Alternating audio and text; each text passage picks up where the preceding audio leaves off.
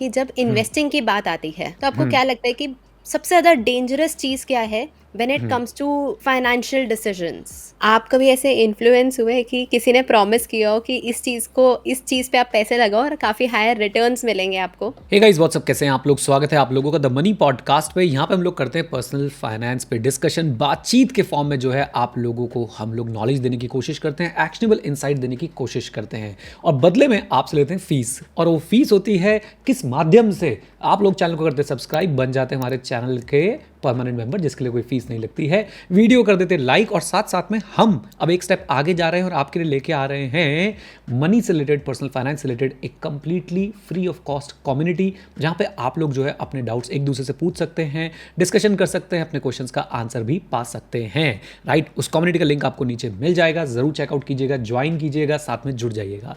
इस शो में मेरा साथ देती हैं वृंदा और उनके बहुत सारे सवाल होते हैं, उसमें मेरे जवाब होते हैं और उस पर फिर उनकी टिप्पणियां होती हैं और आप लोग भी कमेंट बॉक्स में कमेंट करके अपने क्वेश्चंस जो है हमसे पूछ सकते हैं। अब सीधे चलते हैं वृंदा के पास। वृंदा जी नमस्ते, कैसे हो आप? नमस्ते, नमस्ते, मैं ठीक हूँ, आप कैसे हो? बहुत ही बढ़िया, बहुत ही बढ़िया। तो आज आपके सवालों के पिटारे में क्या क्या सवाल है, शुरू कर दीजिए। हाँ जी, तो सबसे पहला सवाल मेरे पास ये है कि जब इन्वेस्टिंग की बात आती है, तो आपको क्या लगता है कि सबसे ज़्यादा डेंजरस चीज़ क्या है when it comes to financial decisions? Right right. सबसे पहले तो वृंदा, आज तुमने चश्मे चेंज कर लिए हैं और पहले तुमने मेरे वाले चुरा रखे थे, बट कोई बात नहीं। अब जो भी है, अब मेरे जैसे चश्मे मत पहना, कॉपी मत किया करो मुझे, ठीक है? Anyways, let's start discussing. तो सबसे ज़्यादा खतरनाक चीज़ें क्या हैं? देखिए, मैं आपके साथ एक चीज़ डिस्कस जो भी करने जा रहा हूँ, ये जो मैं बोलूँगा, तीन चार बातें, ये बातें इंस्पायर्ड हैं एक व्यक्ति से, एक व्यक्ति के एक पोस्ट से। मैं आपको उसका सोर्स भी बताऊंगा, लेकिन उसके लिए आपको एंड तक जो है वो बना रहना होगा हमारे साथ, ठीक है? तो बने रहिएगा और सुनिएगा। सबसे पहली चीज़ जो मुझे लगता है, सबसे खतरनाक चीज़ जो मुझे लगती है ना, फाइनेंशियल डिसीजंस लेते समय या इन्वेस्टिंग की दुनिया में या फाइनेंशियल मैटर्स में होती है, वो है FOMO, fear of missing out. FOMO, fear of missing out. I hope आप लोग जो है इस जो मैंने अभी आपको एक शॉर्ट फॉर्म बताया, इससे आप लोग सब जो है वो जानते होंगे इसको। एंड अब हम इस पर डिस्कशन करते हैं कि फोमो क्या होता है और कैसे जो है वो आपके फाइनेंशियल डिसीजंस को इम्पैक्ट करता है। फोमो मतलब सिंपल सी बात है कि भाई शर्मा जी के लड़के ने ये किया तो हम भी ये करेंगे। जैसे आपके घर में ऐसे ना तुम्हारे साथ होता, तो देखो तुम्हारे पड़ोसी के कितने अच्छे मार्क्स आए हैं, तुम्हारे फ्रेंड के, तुम्हारे क्यों नहीं आए हैं? ऐसा हुआ है कभी ये कि नहीं हुआ है? ये हर फैमिली में हुआ है आई थिंक। ये हर फैमिली में हुआ है, राइट? तो बस उस समय आपके मम्मी पापा को फोमो होता था और यहाँ पे जो है वो फाइनेंशियल इंडस्ट्री में या फाइनेंशियल डिसीजंस में हम लोगों को फोमो हो जाता है कि भाई साहब, जैसे कि एक एग्जांपल, क्रिप्टो का नाम तो हम सबने सुना होगा। आई होप यूट्यूब इस वीडियो को बैन ना कर दे, आजकल क्रिप्टो को वर्ड लेते ही लोग बाग बैन हो जाते हैं। तो पहले क्रिप्टो को लेके जो है बड़ा ज़बरदस्त एक तरीके से फोमो आ गया था। भाई तूने क्रिप्टो में इन्वेस्ट नहीं किया? और क्या कर रहा है तू? तू कौन से पहाड़ के पत्थर के नीचे की गुफा के अंदर रहता है? ऐसे ऐसे क्वेश्चंस उठाए जाते थे। तो मुझे कई लोगों ने बोला, अरे आप क्रिप्टो में इन्वेस्ट नहीं कर, बेकार हो आप, आपको कुछ नहीं आता। बट एनीवेज, तो फोमो का और एग्जांपल मैं आपको देता हूँ। स्टॉक मार्केट में और कैसे चलता है, जैसे किसी शेयर के बारे में बात चल गई, भाई सब एक ही शेयर के पीछे पड़ गए और फिर जिसके पोर्टफोलियो में वो शेयर नहीं है, उसे लगता है कि भाई मैं तो जीवन में कुछ कर ही नहीं रहा हूँ, मेरे जीवन में तो कुछ है ही नहीं, क्योंकि मेरे पास वो शेयर नहीं है जो सबके पास है। राइट। तो फोमो का, आपने कितने इन्वेस्ट किया है मतलब फोमो फोमो में में आके? फोमो में आ गए। हाँ, हाँ। पता है क्या है, मैं आपको बताऊं कि बहुत ऑनेस्ट आंसर दूंगा मैं। मैंने फोमो में आके कभी इन्वेस्ट नहीं किया, कभी भी इन्वेस्ट नहीं किया। कभी ऐसा फील ही नहीं हुआ कि यार अभी भी, इवन आज की डेट की भी बात करूं तो मेरे पास डेली बेसिस पे शेयर्स के नाम आते हैं, इसमें इन्वेस्ट कर दो, उसमें इन्वेस्ट कर दो, फलाने में कर दो, ढिमकाने में कर दो। शेयर्स छोड़ो, एसेट क्लास के नाम आते हैं, इस वाले एसेट क्लास में कर दो, उस वाले एसेट क्लास में कर दो, जैसे कि क्रिप्टो वगैरह। मैंने कभी भी फोमो में पढ़ के इन्वेस्ट नहीं किया। इसके पीछे का जो रीज़न है ना, पता है क्या है वृंदा? वो आई थिंक जो मेरी लर्निंग रही ना इन्वेस्टिंग की, वो बहुत स्लो रही और उस स्लो लर्निंग की वजह से ही जो है मेरे अंदर शायद ये एक अच्छी बात आ पाई कि मैं फोमो में पढ़ के कभी भी इन्वेस्ट नहीं करता हूँ, कभी भी इन्वेस्ट नहीं करता हूँ। राइट। अब इसका मतलब ये नहीं है कि मैंने कभी कुछ गलत इन्वेस्ट नहीं किया। मेरे पास भी ऐसे स्टॉक्स हैं भाई जिन्होंने मेरी वेल्थ को डिस्ट्रॉय किया है, जिन्होंने मेरे कैपिटल को डिस्ट्रॉय किया है, बट अगेन वो स्टॉक्स मैंने फोमो में पढ़ के बाय नहीं करे थे। वो स्टॉक्स मेरी गलत एनालिसिस की वजह से, गलत रिसर्च की वजह से, या बोरोड कन्विक्शन पे, लेकिन कभी भी इस पे नहीं कि भाई फियर ऑफ मिसिंग आउट पे कभी बाई नहीं करती कि भाई देखो सब कमा रहे हैं मैं नहीं कमा पा रहा हूँ। तो इस पे मैंने कभी भी नहीं किया। आपने बड़ा अच्छा क्वेश्चन पूछा ये। एंड अगेन गाइस प्लीज़, मैं यहाँ पे भाई अपने आप को दूध का दूल्हा नहीं बता रहा हूँ, मेरी भी फाइनेंशियल मिस्टेक्स हुई हैं, और जो व्यक्ति ये कह दे कि उसने कभी कोई फाइनेंशियल मिस्टेक करी ही नहीं है, वो आपसे झूठ बोल रहा है। मैं सरासर बता रहा हूँ आपको, वो झूठ बोल रहा है आपसे।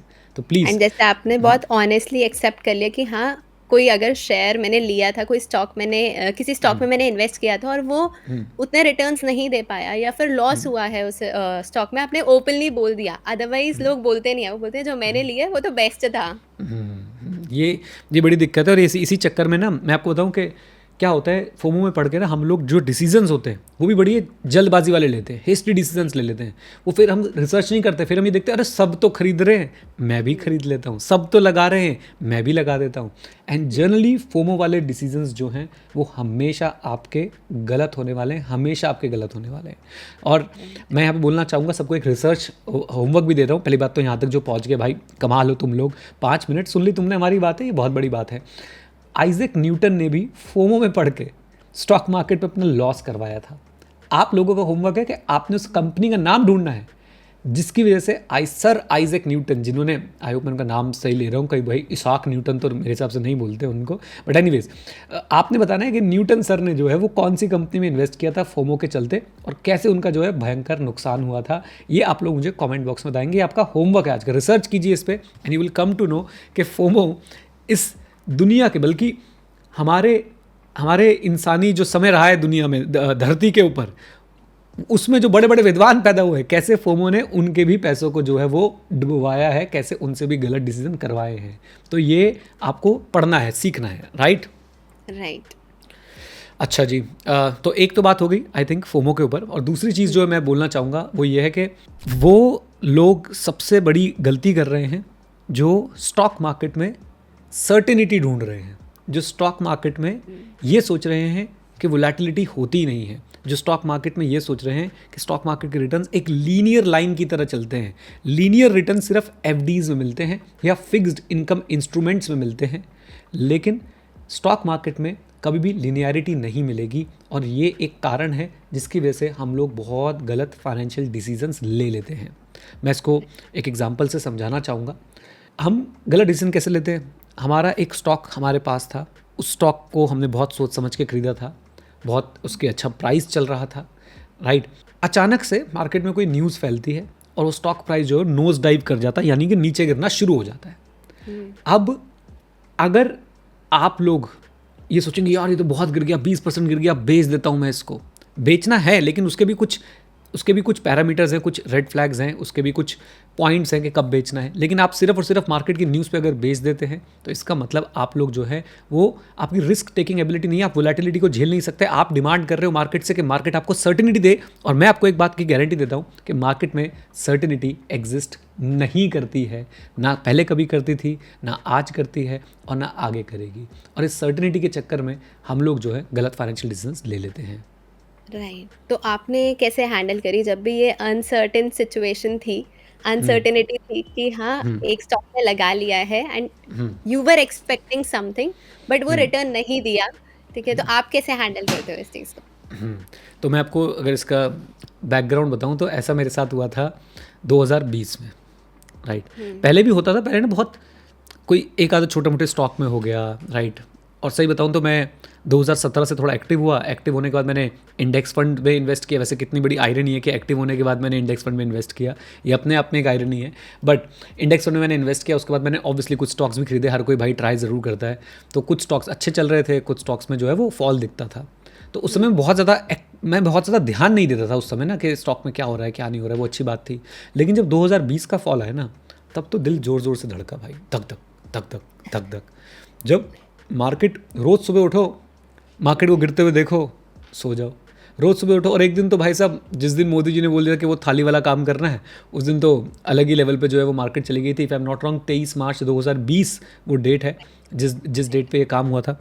आई थिंक निफ्टी वाज 7600 और 7700। हाँ, बिल्कुल निफ्टी ऐसे ही 7700 के आसपास पहुंच गया था। एंड आई एम एक्चुअली मुझे यहाँ पे अपने आप पे प्राउड है भाई, मुझे यहाँ पे प्राउड है कि मैंने 1 रुपये का भी स्टॉक नहीं बेचा उस समय, 1 रुपये का भी, ना ही जो मेरे पास म्यूचुअल फंड्स थे वो बेचे, ना ही जो मेरे पास स्टॉक्स थे वो बेचे। मैंने उस समय दब के इकट्ठे किए म्यूचुअल फंड के यूनिट्स और कुछ स्टॉक्स। अब ये मैं बहुत अगेन, मैं कभी भी ऐसे बोलता नहीं कि I am proud of my self, but वहाँ पे मेरे अपने बिहेवियर पे मुझे बहुत मुझे विश्वास हुआ और मुझे लगा कि वो मैंने सही काम किया था, और आज मैं उसी की वजह से जो है वो एक अच्छे बड़े प्रॉफिट पे, एक अच्छे XIRR बोल लीजिए, CAGR बोल लीजिए, एक अच्छे रेट ऑफ रिटर्न पे बैठा हुआ हूँ। तो आप जो मुझसे पूछ रहे थे, मैंने कभी पैनिक पे अपने स्टॉक्स नहीं बेचे, राइट। बाय गॉड्स ग्रेस जो गलतियाँ हुई वो बहुत छोटी थी। कुछ गलतियाँ बहुत in the sense percentage wise बहुत बड़ी हुई, लेकिन अमाउंट वाइज बहुत छोटी थी, राइट। एंड उसके बाद मैं सीख गया भाई कि भाई बहुत चुनिंदा स्टॉक्स लेने हैं, और पैनिक तो बिल्कुल करना ही नहीं है, बिल्कुल भी। आप लोगों ने जो है मार्केट से आपने लिनियरिटी की डिमांड नहीं करनी है। और यही खूबसूरती है स्टॉक मार्केट की कि अगर आप वोलेटिलिटी को झेल सकते हो तो आप रिटर्न्स कमा सकते हो। जो वोलेटिलिटी को झेल नहीं सकता है, जो ऊपर नीचे वाली लाइन देखते हुए डर जाता है, सक पका जाता है, पैनिक कर जाता है, बहुत ज़्यादा चीज़ें बेच देता है, बहुत ज़्यादा चीज़ें खरीद लेता है। गौर कीजिए इस बात पे कि 2020 में भी फॉल में लोगों ने इस तरीके से अपने स्टॉक्स और म्यूचुअल फंड्स बेचे जैसे दुनिया खत्म हो जाएगी, जैसे बस अब ब्रह्मांड का अंत आ चुका है, अब कोई नई प्रजाति आएगी, अब डायनासोर वापस आने वाले इस धरती पे। इस तरीके से जो है वो सेलिंग चल रही थी। और जो ग्रेट इन्वेस्टर्स होते हैं, मेरी नज़र में राकेश झुनझुनवाला जी एक ग्रेट इन्वेस्टर हैं, राइट। औरों का विचार अलग हो सकता है, मेरी नज़र में वो है। तो उस समय वो चिल्ला के बोल रहे थे, खरीद लो। If I am not wrong, Tata motors का शेयर उस समय 80 रुपये का होता था। और ये सारी डिस्कशन हम लोग जो है वो किस लिए कर रहे हैं आप सबको पता होना चाहिए। वैसे मैं एक बार डिस्क्लेमर दिखा देता हूँ आप लोगों को, ताकि आप लोगों भाई हमारे ऊपर कोई ब्लेम ना लगाओ, हम लोग कोई ऐसे टिप विप नहीं देते हैं। ये डिस्क्लेमर है, इसको जल्दी से एक बार रीड आउट कर लीजिए, राइट। तो बात कर रहे थे हम लोग टाटा मोटर्स की। टाटा मोटर्स का शेयर आई थिंक उस समय 80 रुपये का चला था। झुनझुनवाला साहब चिल्ला रहे थे, खरीद लो। और मैं अगर आपको करंट प्राइस बताऊँ ना, अगर मैं आपको टाटा मोटर का करंट प्राइस बताने की कोशिश करूँ, मैं स्क्रीन पे एक बार सबको दिखा देता हूँ ताकि सबको आइडिया हो कि इस समय क्या चल रहा है टाटा मोटर का प्राइस। एग्जैक्टली जिस दिन हम लोग ये वीडियो रिकॉर्ड कर रहे हैं उस दिन प्राइस क्या चल रहा है मैं ये दिखाना चाहता हूँ। तो इस समय जो है प्राइस चल रहा है 1000 रुपये, राइट। 1000 रुपये का प्राइस इस समय चल रहा है उस स्टॉक का जिसका उस समय 80 रुपये चल रहा था। और उस समय भी कुछ लोगों ने बेचा होगा, पक्की बात है। और आपको एक बात और बताऊँ, उसके बाद भी कईयों ने 100 पे बेचा होगा, 120 पे बेचा होगा, 150 पे बेचा होगा, 200 पे बेचा होगा, 300 पे बेचा होगा, 400 पे बेचा होगा। क्यों? वो एक तो फोमो में पड़ते हैं, दूसरा लिनियरिटी डिमांड करते हैं, राइट। और कुछ लोग होंगे जिनको विश्वास था कि भाई मैंने जो इन्वेस्टमेंट करी है, मैंने सही रिसर्च करके इन्वेस्टमेंट करी है, वो अभी तक रुके हुए होंगे। और उनके प्रॉफिट्स आप देखिएगा कितने ज़्यादा स्वेल हो चुके होंगे, क्या ज़बरदस्त उनके प्रॉफिट्स बन रहे होंगे, है ना। तो मैं आपको फिर बोलूँ कि बाय गॉड्स ग्रेस, ये भगवान की कृपा है कि मेरा जो फाइनेंशियल बिहेवियर है as far as the equities are concern, मेरी फाइनेंशियल मिस्टेक्स होती हैं, राइट। मैं खर्चे करता हूँ भाई, कुछ गलत खर्चे कर देता हूँ। गलत से मेरा मतलब ये नहीं कि मैं भाई सिगरेट, शराब, दारू और इन सब चीज़ों में पैसे लगाता हूँ। इन सब चीज़ों में बिल्कुल पैसे नहीं लगाता हूँ, मेरे को कोई ऐब नहीं है ऐसा। मैं कुछ गलत खर्चे कर देता हूँ, शायद कुछ अपने शौक के लिए खर्चे कर देता हूँ। शौक वाले खर्चों को मैं गलत नहीं मानता, बट कभी कभी ओवर द बोर्ड चले जाता हूँ। But by God's grace equity market में मेरा बिहेवियर बहुत स्ट्रांग रहा है, बहुत अच्छा रहा है, और वो हमेशा से मेरी स्ट्रेंथ बन के सामने आया है। और यही चीज़ मैं अपने दर्शकों को, अपने ऑडियंसेस को, अपने लिसनर्स को बताना चाहता हूँ कि अगर आप अपना बिहेवियर मैनेज कर लेते ना इक्विटी मार्केट में, वो आपकी ऐसी स्ट्रेंथ बनेगा, आपका आधा रिटर्न आपके बिहेवियर, आधा नहीं, मुझे लगता है कि आपका 80-90% रिटर्न आपके बिहेवियर पे डिपेंड करता है। और उस बिहेवियर को अगर आप स्ट्रॉन्ग कर लेते हैं तो डेफिनेटली आप अच्छा रिटर्न जो है वो बना सकते हैं। तो सेकंड चीज़ मैं यही बोलूँगा जिसकी वजह से सबका नुकसान होता है, वो सर्टेनिटी की डिमांड कि भाई स्टॉक मार्केट में रिटर्न मिलना चाहिए फिक्स्ड FD की तरह। ये जो डिमांड है ना, ये ऐसी चीज़ है जो आपको बहुत ज़्यादा परेशान करती है, जिससे आप लोग जो है गलत डिसीजंस जो है वो ले लेते हैं। आप कभी ऐसे इन्फ्लुएंस हुए कि किसी ने प्रॉमिस किया हो कि इस चीज़ पे आप पैसे लगाओ और काफ़ी हायर रिटर्न्स मिलेंगे आपको, तो कभी भी आप किसी के बोलने पे इन्फ्लुएंस हुए और आपने कभी इन्वेस्ट किया हो? हाँ, आई थिंक इसको हमें ना थर्ड कैटेगरी बना लेनी चाहिए, तीसरी चीज़ बना लेनी चाहिए जो आपने सवाल पूछा, और वो है गलीबल नेचर। जो भी आपने बोला ना कि इन्फ्लुएंस होकर पैसे लगा दिए, इसे बोलते हैं गलीबल नेचर। कि भाई गंगा गया गंगाराम, जमुना गया जमुनाराम, मतलब जिसने जैसे बोल दिया आपने वैसे कर लिया। ये तो एक ऐसा फाइनेंशियल पाप है, आपकी फाइनेंशियल जर्नी में अगर आप ऐसा कर रहे हैं तो ये एक महापाप है, महापाप, और मैंने ऐसा किया है, देखो मैं इस पे बिल्कुल वो नहीं करूँगा, मैंने भी टिप्स पे किसी को सुन के हाँ भाई ये वाला शेयर जो है ऊपर जाने वाला है, राइट, फोमो में नहीं, मैं उसे फोमो नहीं बोलूँगा, बस मुझे उस व्यक्ति पे विश्वास था जो कि बाद में गलत प्रूव हुआ एज यूजुअल, राइट, मुझे उस व्यक्ति पे विश्वास था, फोमो नहीं था उस समय भी, फोमो में भाग के मैं कोई इन्वेस्टमेंट नहीं करता था। तो ये मेरे से गलती हुई है, मैं इनिशियली बहुत गलीबल था कि भाई ये वाला स्टॉक ऊपर जाने वाला है, अच्छा भाई, फिर मैं बोलूँगा कि अच्छी बात ये कि इनिशियली बहुत गलीबल था, तो जो मिस्टेक्स हुई वो अमाउंट वाइज बहुत छोटी थी, परसेंटेज वाइज बहुत बड़ी थी। आई ओन दी स्टॉक्स जिनका 90% कैपिटल उड़ गया, बट अच्छी बात यह है कि उनका जो प्रोपोर्शन था या जो अमाउंट था वो बहुत छोटा था। फॉर एग्जांपल आप मान लीजिए मेरे पास एक स्टॉक है जो मैंने 1 लाख रुपए का लिया था, 10,000 रुपये का रह गया भाई, राइट, तो वो मैंने ऐसा बैज ऑफ ऑनर जो है वो लगा कर रखा हुआ है भाई अपने पोर्टफोलियो में कि ये हमेशा रहना चाहिए, इसकी याद हमेशा रहेगी मुझे, क्योंकि बेच के भी कुछ नहीं मिलना, 10,000 रुपये पोर्टफोलियो के लिए मैटर नहीं करते। अगेन अगर शायद बहुत बड़ा अमाउंट होता तो मैं बेच देता उसको, बट मैंने उसे as a badge of honour रखा हुआ है कि ये मेरा पाप है और ये पाप मुझे हमेशा दिखते रहना चाहिए, राइट। ये थोड़ा गलत डिसीजन है मेरा, अगर आपके पास कोई ऐसा स्टॉक हो तो बेच देना। खैर, तो गलीबिलिटी पे बात करते हैं, या आपके जितनी आसानी से, गलीबिलिटी को हिंदी में क्या बोलते हैं, मैं उसके बारे में थोड़ा रिसर्च करूँ एक बार, शायद अपने ऑडियंस को हम समझा पाएँ। लो भाई लो, मैं गया दूसरों गूगल की पे। बातों में आ जाना जल्दी से हाँ कि मतलब मान जाना हाँ चीज़ों को। हाँ, मतलब देखो गूगल भी क्या कर रहा है, आसानी से धोखा खाने वाला गलीबल बंदा वो है जो बहुत आसानी से धोखा खा जाता है। धोखा सुन के तो आधे लड़के तो वैसे इमोशनल हो गए कि सर हम तो रिलेशनशिप में वैसे ही बहुत गलीबल रहे हैं, बिल्कुल वही कि आप गलीबल रहे, उसने बोला तुम्हारे साथ जाएगी, शादी करेंगे, तुम मान गए। खैर एनीवेज, पर्सनल बातों पर नहीं जाएंगे। तो एक और बहुत बड़ी प्रॉब्लम जो स्टॉक मार्केट के अंदर है, या बोल लीजिए जो फाइनेंशियल डिसीजंस के अंदर हम लोग लेते हैं, वो है हम गलीबल नेचर के। एंड बिलीव मी, मैंने अगर मैं अपनी गलती बताऊं तो मेरा पहला गलीबल मिस्टेक ये था कि मेरे बैंक से कोई बंदा आया, जब मैंने सीए क्वालिफाई किया, पैसे कमाने शुरू किए, बैंक अकाउंट खुलवाया, उसको देखा बैंक अकाउंट में पैसे हैं, तो एक बंदा आया, और देखो सीए होने के बाद भी मैं ये बात एडमिट कर रहा हूँ, राइट, तो आप ये सोचते हो कि भाई सीएस जो होते हैं बहुत ही एकदम फाइनेंशियल विजार्ड्स होते हैं और वो जो जिस चीज़ पे हाथ रख देंगे वो तो बढ़ेगी बढ़ेगी, ऐसा कुछ नहीं होता भाई, हमसे भी गलतियाँ होती हैं। तो बैंक वाले के कहने पे मैंने कुछ म्यूचुअल फंड से पैसे लगा दिए, ना डायरेक्ट पता था ना रेगुलर पता था कौन म्यूचुअल फंड क्या हो रहा है क्या नहीं हो रहा है, मुझे तो उन वाले अंकल की याद हो रही है, मजे ही मजे मजे ही मजे, तो भाई लगा दिए 2 म्यूचुअल फंड के अंदर पैसे। आई तो थिंक वो ये एक गली। बैंक, हाँ आई थिंक हाँ, ये बोलो जो बोलो। आपने बोला ना कि बैंक से कोई आया था, जैसे ही एक अकाउंट में पैसे आने शुरू होते हैं ना, किसी की सैलरी आनी शुरू हो गई या कहीं से, बैंक वाले जरूर आ जाते हैं हाँ हाँ, कि वो हाँ हाँ नज़र हम नज़र बना आपको के रहे हैं। बताएंगे। हाँ हाँ, तो म्यूचुअल फंड में मैंने वहाँ पे पैसे लगाए, वो मेरी एक, ऑल्दो उस म्यूचुअल फंड ने मुझे अच्छा पैसा रिटर्न बना के दिया, बहुत छोटा अमाउंट था, अच्छा रिटर्न बना के दिया, बट वो मैंने आसानी से धोखा खाने वाले नेचर के चलते जो है वो इन्वेस्ट किया था, कोई रिसर्च करके जो है वो इन्वेस्ट नहीं किया था। और गलीबल मैंने बता ही दिया, कुछ स्टॉक मैंने किसी व्यक्ति विशेष के रिकमेंडेशन पे ले लिए थे, राइट। और क्या गलीबल नेचर वाली हरकत करी मैंने मैं अपनी ही बता रहा हूँ, और फिर उसी के बाद बताऊँगा कि फिर से I am blessed, I feel blessed, भगवान की कृपा रही कि चीज़ें हम बहुत जल्दी सीख गए।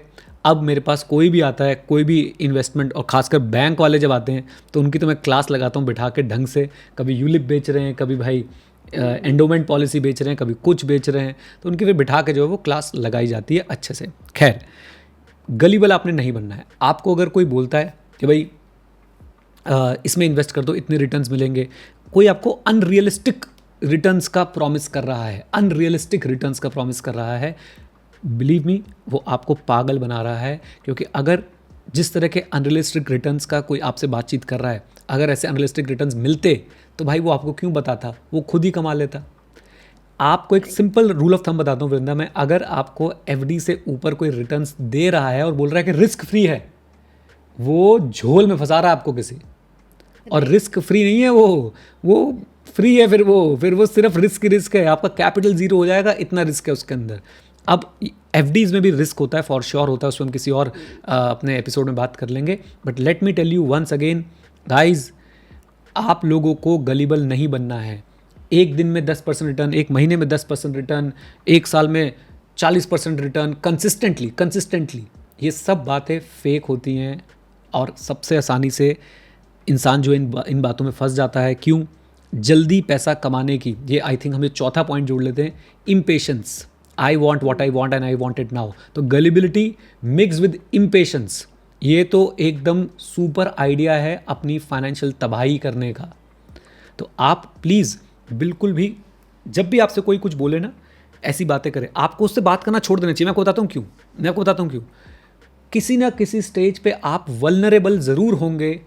वल्नरेबल का मतलब है किसी ना किसी स्टेज पे आप इमोशनल डिसीजन ले लेंगे, आप उसकी बातों में आ जाएंगे, बोलेंगे चल करके देखते हैं। और मैं आपको बता दूं कि चल करके देखते हैं, चल लगा ही देता हूँ क्या होगा, चल कर ही देते हैं क्या होगा, इसमें इतने पैसे डूबे हैं लोगों के, कोई हद नहीं है। क्योंकि जब आप एक बार लगाते हो फिर आप पैसे शायद, एक बोलते हैं कि मार्केट में ना बिगनर्स लक चलता है, आप शायद थोड़े पैसे कमा भी लेते हो और थोड़े पैसे कमाने के बाद आप और पैसे लगाना चाहते हो, फिर आप पैसे खो देते हो, फिर जो पैसे खोए हुए हैं उन पैसों को वापस कमाने के लिए आप और पैसे लगाते हो, उधार पे लेके, इधर से लेके उधर से लेके, और फिर आप सारा पैसा खो देते हो।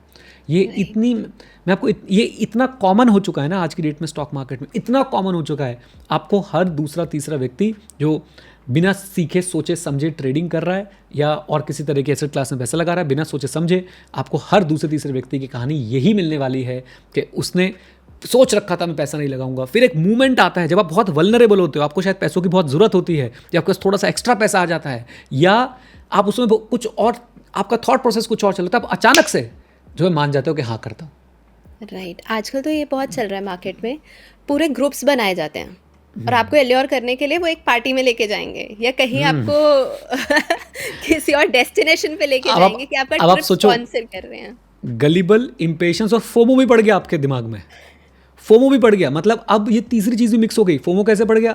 आप पार्टी में गए, आपने देखा भाई भाई क्या पार्टी चल रही है भैया, ये तो बहुत ही अमीर लोग हैं, हमें भी बनना अमीर, राइट। वहाँ पे आपको, वहाँ पे अलग अवार्ड फंक्शन चल रहे हैं और भाई लास्ट मंथ इन्होंने इतना प्रॉफिट कमाया है, तो ऑटोमेटिकली आप हो ही जाते हो कि यार ये तो मेरे को भी ट्राई करना है। हाँ एग्जैक्टली, आप देखो अब आप देखो फोमो भी आ गया, गलीबिलिटी भी आ गई, इम्पेशंस आपके अंदर पैदा कर दिए गए कि जल्दी पैसा कमाना है ना। और साथ साथ में हमारा मतलब यहाँ पे जो मैं आपको सारी बातें बता रहा हूँ सब कुछ मिक्स करके आपको परोसा जाता है, और फिर तो तबाही निश्चित है, आपका पैसा डूबना निश्चित है। और मैं सबसे रिक्वेस्ट करूँगा कि आप लोग प्लीज़ हमें कमेंट बॉक्स में बताएं कि वो जो सर्टेनिटी वाली बात है वो भी इसके अंदर कैसे इंक्लूड हो गई कि आपको पता था इतना तो कमा ही लेंगे, इतना तो कमा ही लेंगे। आप लोग हमें बताएं क्या फोमो की वजह से, सर्टेनिटी की गारंटी की वजह से, गलीबिलिटी की वजह से, इम्पेशंस की वजह से आपने पैसा खोया है? ज़रूर बताइएगा, अपनी पूरी दिल खोल के स्टोरीज लिखो यार, दिल खोल के अपनी स्टोरीज लिखो। और मैं आपको बता रहा हूँ ये चारों चीज़ लोग जानबूझ के पैदा करते हैं। आपने बहुत सही बात बोली। अब आप ये सोचो, मैं आपको मिला एकदम सूट बूट में, भाई साहब सोने वोने के एकदम चेन वेन पहन के, अंगूठी पहन के, मेरे आईफोन के पीछे सोना लगा है वे, राइट। और मैं बातें कर रहा हूँ बड़ी बड़ी, ये कर दूंगा वो कर दूंगा, इसकी मज़े ही मज़े हैं, फुल ऑन एकदम हवाबाजी चल रही है। अब आप एक बार को देख के बोलो भाई ये कौन है भाई, राइट। मैं एक स्वैंकी सी गाड़ी से उतरा हूँ, वो बात अलग है कि वो 36 साल पुरानी गाड़ी है, मैंने बाहर से यहाँ पे इंपोर्ट करा ली, 36 साल पुरानी है भाई साहब, कायदे से यहाँ पे चलनी भी नहीं चाहिए, बट आपको लग रहा है कि अरे अरे बहुत ही बेहतरीन गाड़ी है इसके पास तो, राइट। किराए पे लाया हूँ, मांग के लाया हूँ, कैसे लाया हूँ वो नहीं पता आप लोगों को, बस मैं आपको लग रहा है वो गाड़ी से मैं उतरा हूँ। अब आप पहला इंप्रेशन तो होगी भाई पैसे तो हैं इसके पास, राइट। फिर और कहीं ना कहीं फोमो भी पैदा हो रहा है। आजकल हम क्या जी रहे हैं, इंस्टाग्राम की ज़िंदगी जी रहे हैं। इंस्टाग्राम की ज़िंदगी इतनी गलत हो चुकी है, मैं थोड़ा सा टॉपिक से अलग जा रहा हूँ लेकिन बहुत इंपॉर्टेंट बात बता रहा हूँ। आपको इंस्टाग्राम पे ना बहुत सारे होटल्स की, रिजॉर्ट्स की फ़ोटोज़ और वीडियोस दिखाई जाएंगी और आप कहोगे भाई क्या होटल है भाई, उठा गाड़ी और चलते हैं वहाँ पे। आप गाड़ी लेके वहाँ पहुँचोगे, अब वीडियो में तो कुछ और दिख रहा था, ये फ़ोटो में तो कुछ और दिख रहा था, खाना फ़ोटो में तो कैसा और कुछ और ही दिख रहा था, यहाँ तो कुछ और ही सर्व कर रहे हैं। आप देख रहे हो कि ये भी वहाँ पे भी फोमो पैदा किया जा रहा है। तो आपका इस इंस्टाग्राम की दुनिया में आपके ऊपर क्या पैदा किया जा रहा है, फोमो पैदा किया जा रहा है। फोमो पैदा करने के बाद क्या कहते हैं, सर्टेनिटी दिखाते हैं, इतने पैसे तो कमा ही लोगे तुम। और फिर आपको ना इम्पेशेंट भी यही करते हैं, जल्दी लगा लो, पता नहीं कब तक है, पता नहीं कब तक है ये मौका, राइट। और मुझे बड़ा दुख होता है, मुझे रिसेंटली मेरे कुछ स्टूडेंट्स ऐसी गतिविधियों में इन्वॉल्व रहे हैं जो पहले मेरे स्टूडेंट्स रहे हैं, एंड वो मुझे भी खींचने के चक्कर में है कि आ जाओ मास्टर जी, आपके पैसे डबल करा देते 21 दिन के अंदर। उन्हें पता नहीं है मास्टर जी का दिमाग ना ऐसा हो चुका है कि भाई हमें समझ नहीं आता। मुझे कोई भी व्यक्ति बोलता है ना कि भाई मैं आपको कंसिस्टेंटली 12-15% से ऊपर का रिटर्न दिला दूंगा, मैं कहता हूँ ये झूठ बोल रहा है, पैसे डुबवाएगा। ये स्टॉक मार्केट की बात हो गई। और रिस्क फ्री जब वो बोल देते ना बिल्कुल ही रिस्क फ्री, तो मेरी सुई जो है वो 7% पर अटक जाती है। 7% से ऊपर बात कर रहा है तो झोल करेगा मेरे पैसे के साथ। ये तो आप 7% पर एनम बोल रहे हो। हम पर एनम बोल रहे हैं। यस यस, वहाँ पे कमिटमेंट होती है 6-7% पर मंथ। ये आपको मैं क्या बताऊँ, मैं एक ऑर्गेनाइजेशन के लिए फेस टू फेस सेमिनार्स वगैरह किया करता था। और हमने बहुत सारे टीयर 1 टीयर 2 सिटीज़ के अंदर जाके वो सेमिनार्स और जो भी बोल लीजिए, वर्कशॉप बोल लीजिए, वो सब किए हैं। बाई चांस अगर गाइज आप में से कोई हमें बुलाना चाहता है, मुझे बुलाना चाहता है अपने किसी सेमिनार वेबिनार में, please I will be coming there. मुझे भाई कोई पैसा नहीं चाहिए, बस मुझे चाहिए कि लोग, अच्छे लोग, सुनने वाले लोग आएँ और मैं वहाँ पे उनको कुछ बता सकूँ। डेफिनेटली ट्रैवलिंग अलाउंस मैं आप लोगों से चार्ज कर लूँगा। अरे मुझे बता देना यार, मैं पहुँच जाऊँगा, ठीक है। एनीवेज द पॉइंट इज़ कि तो वहाँ पे मुझे हमेशा हर उस वर्कशॉप के अंदर कोई ना कोई तो ऐसा मिला है जिसने बोला आसान है, 10% तो दिन का बना लेते हैं हम, दिन का। तो ये अलग लेवल चल रहा है भाई, लोगों का दिमाग में अलग लेवल चल रहा है। तो प्लीज़ इन चारों चीज़ों से आप लोग बचें। और ये चारों रेड फ्लैग्स हैं, चारों रेड फ्लैग्स हैं। अपना पैसा लगाते समय देखें फोमो तो नहीं है आपके अंदर। अपना पैसा लगाने से पहले देखें क्या आप एक वॉलेटाइल क्लास में पैसा लगा रहे हैं और सर्टेनिटी की उम्मीद कर रहे हैं। अपना पैसा लगाने से पहले सोचें कहीं आपके अंदर इम्पेशेंस तो पैदा नहीं किए जा रहे हैं, या आप इम्पेशेंट होकर तो कोई डिसीजन नहीं ले रहे हैं खरीदने का या बेचने का। और अपना पैसा लगाने से पहले सोचिए कि कहीं आपको मामू तो नहीं बनाया जा रहा है, कहीं आपकी मासूमियत का फ़ायदा तो नहीं उठाया जा रहा है। अगर आपको इसमें से कुछ भी दिख जाता है, वैसे मैं आपको बता दूं ये चारों चीज़ें प्रेजेंट होती हैं हर फ्रॉड के अंदर, फाइनेंशियल स्कैम्स के अंदर, फाइनेंशियल फ्रॉड्स के अंदर, या जो भी आपको फाइनेंशियली पागल बना रहा है, ये चारों चीज़ें वहाँ पे आपको मिलेगी। लेकिन एक भी मिल जाए वहाँ से हट जाइए, वहाँ से प्लीज़ हट जाइए। आपका नुकसान होने वाला है बहुत बहुत बहुत ज़्यादा। आप छोटा अमाउंट होगा तो फिर भी शायद झेल जाएंगे, लेकिन मैंने लोगों के लाखों करोड़ों रुपए जो हैं वो खोते हुए देखें इस तरीके से, लाखों करोड़ों रुपए खोते हुए देखें इस तरीके से। और ये सिर्फ स्टॉक मार्केट में नहीं है, ये रियल एस्टेट में आपको मिल जाएगा, ये आपको शायद बिज़नेस के अंदर ही मिल जाए कि मैं आपको एक ऐसा बिज़नेस बताता हूँ जिसमें इतना रिटर्न मिलेगा, ये मिलेगा, वो मिलेगा। हर जगह पे जहाँ पे पैसा इन्वॉल्व है, ये चारों चीज़ें ऐसी हैं जो आपको आपका पैसा डुबा सकती हैं। राइट। आई थिंक इसमें एक चीज़ मैं और ऐड करना चाहूँगी कि लोग इन्वेस्ट जब करते हैं ना, मतलब उन्होंने ये देखा कि शायद इस बंदे ने इन्वेस्ट किया, इतना रिटर्न कमा लिया, वो बोरो करके लोन लेके और इन्वेस्टमेंट शुरू कर देते हैं। सो मतलब वो पर्सनली मेरे को लगता है कि यार ये तो बहुत ही गड़बड़ है, बहुत ही ज़्यादा गड़बड़ है। बहुत ज़्यादा इससे प्रॉब्लमेटिक सिचुएशंस बन जाती हैं, और वो लोन भी ऐसे लेते हैं जिस पर रेट ऑफ रिटर्न जो है, रेट ऑफ इंटरेस्ट जो है बहुत ज़्यादा होता है। सच बताऊं तो 2-3% पर मंथ का होता है, और वो इसी उम्मीद में लेते हैं कि हम तो मंथ में 7% कमाने वाले हैं ना, तो मंथ का 3% ब्याज तो निकाल ही लेंगे। काश कोई ऐसी चीज़ होती जिससे आप मंथ में 7% कमा पाते तो मैं आपको ला के देता हूँ, बट ये पॉसिबल नहीं है। कंसिस्टेंट बेसिस पे तो बिल्कुल भी पॉसिबल नहीं है। 1 महीना, 2 महीना, 3 महीना, शायद 4 महीना, लेकिन 5वें 6ठे महीने आप फिर अपने नॉर्मलाइज रिटर्न्स पे आ जाएंगे, जो कि मेरे हिसाब से 1 से 1.5% जो है वो पर मंथ के आसपास हो सकता है, maximum two maximum, right, consistent return. Okay, I think काफ़ी डिटेल में वृंदा हमने इसको डिस्कशन किया। अब मैं आपको इसका सोर्स बता देता हूँ। देखिए वैसे तो ये सारे पर्सनल एक्सपीरियंस है, बट मुझे कुछ व्यक्ति जो हैं, कुछ लोग जो हैं बहुत पसंद हैं, जिनकी बातें मैं पढ़ता हूँ, सुनता हूँ, देखता हूँ, समझता हूँ उनसे मैं, और उनमें से एक है Morgan Housel. Morgan Housel the psychology of money के ऑथर हैं। उनकी एक और बुक है same as ever. Psychology of money को लोगों ने बहुत पसंद किया, लेकिन सेम एज़ एवर को उतना प्यार नहीं मिल रहा है। मैंने ये पूरी की पूरी चर्चा की है मॉर्गन हाउसल के एक ट्वीट के बेसिस पे, और यहाँ से मैं आपको एक लेसन और देना चाहता हूँ। कभी भी कोई चीज़ आप कहीं से सीखते हैं और उसको आप आगे सिखाते हैं तो क्रेडिट्स देना मत भूलिए।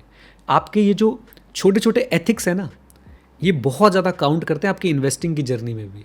आप खुद एथिकल नहीं बनोगे तो आप एथिकल कंपनीज में इन्वेस्ट कैसे करोगे? तो ये बहुत छोटी सी बात मैंने आपको बोली। टीचर हूँ तो वो टीचर वाली भावना आ ही जाती है। जब भी आप किसी से सीख के कुछ सिखा रहे हैं तो उस व्यक्ति को ज़रूर क्रेडिट दें जिसने आपको सिखाया था। फॉर एग्ज़ाम्पल, जब मैं टीचिंग में आया तो मैं कोई भी चीज़ मैंने अपने गुरु से सीखी थी। मैं अजय जैन सर का बहुत बड़ा फ़ैन रहा हूँ। स्टूडेंट तो सभी होते हैं, मैं तो भाई उनका एकदम बड़े वाला फ़ैन रहा हूँ। तो मैं कोई भी ऐसी चीज़ जब यूज़ करता था जो अजय जैन सर ने मुझे सिखाई है तो मैं हमेशा उनको क्रेडिट देता था, और नहीं भी सिखाई है तो मैं हमेशा ये बोलता था कि मेरे को टीचिंग की तरफ मेरा जो रुझान बढ़ा वो अजय जैन सर को देख के जो है वो बना, राइट। एंड ऐसे ही मैं आप लोगों से भी उम्मीद करता हूँ कि आप लोग जब भी कहीं जाएंगे, कोई चीज़ किसी से भी सीख रहे हैं, वो आगे जब सिखाएंगे तो आप ज़रूर क्रेडिट्स देंगे। किसी के क्रेडिट्स मत मारिए, कुछ नहीं होगा, आपस में शेयर करके सब सीखते हैं यार। आप मुझसे कुछ बात सीख रहे हो तो आपके कमेंट्स पढ़ के मैं कुछ बात सीखता हूँ। मैं कमेंट्स में भी आप लोग देखते होंगे, जब हम लोग बोलते हैं किसी के बारे में तो हम डेफिनेटली बताते हैं कि इस व्यक्ति का कमेंट हमने पढ़ा और इससे हमने ये सीखा, राइट। चलिए जी, तो आज के इस एपिसोड को यहीं पे समाप्त करते हैं। उम्मीद करता हूँ आप लोगों को पसंद आया तो वीडियो को लाइक ज़रूर कर दीजिएगा और हमारी कम्युनिटी को ज़रूर ज्वाइन कीजिए, जो फ्री कम्युनिटी हम आपके लिए बना रहे हैं, और कमेंट बॉक्स में अपने एक्सपीरियंसेस ज़रूर शेयर कीजिएगा। हम इन एपिसोड्स को बहुत कैजुअल रखते हैं, मतलब हम कोई ऐसे प्री प्लान करके नहीं आते हैं। हाँ ठीक है, टॉपिक डिसाइड कर लिया कि आज इससे बातचीत करेंगे, और फिर टॉपिक का कंटेंट हम ऐसा नहीं है कि स्क्रिप्ट लिखते हैं, बहुत कैजुअल रखते हैं, ताकि आप लोगों को हम लोग जो है अपने साथ बिठा के ऐसा फील करवा पाएँ कि हम लोग साथ बैठे हैं और साथ में बातचीत कर रहे हैं। क्योंकि स्क्रिप्टेड में क्या होगा कि आई थिंक फिर वो फील नहीं आएगी वृंदा, है ना? राइट। तो इसलिए हम लोग चाहते हैं कि आप लोग अपना फीडबैक ज़रूर निरंतर रूप से हमें देते रहें, और स्लोली अपनी पर्सनल फाइनेंस की नॉलेज को, अपने बिहेवियर को हमारे साथ मिलकर सुधारते रहें। राइट, चलिए जी, with this note thank you very much, stay connected, stay here, जय हिंद। और हाँ मित्रों, सीखते रहें, क्योंकि सीखना शुरू तो जीतना शुरू। Bye bye and take care, God bless you all.